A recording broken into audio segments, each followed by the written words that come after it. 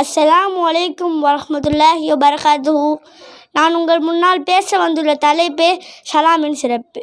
தூய இஸ்லாமிய மார்க்கம் மனிதன் தன் வாழ்க்கையை எவ்வாறு அமைத்து கொள்ள வேண்டும் என்பதை அற்புதமான முறையில் விளக்கியுள்ளது இஸ்லாம். பல்வேறு விஷயங்கள் வழிகாட்டும் இஸ்லாம் ஒருவரை சந்திக்கும் போது அவருக்கு பலவிதமான வார்த்தைகளால் பார்த்து சொல்லி வருகிறார்கள். குட் மார்னிங், நல்ல காலை பொழுதாக இருக்கட்டும்.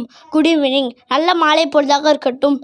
குட் நைட், நல்ல இரவாக இருக்கட்டும். வணக்கம் ஆகிய வார்த்தைகளால் பார்த்து சொல்லி வருகிறார்கள். இந்த வார்த்தைகளை துக்கம் நிறைந்த ஒருவனுக்கு கூற முடியுமா?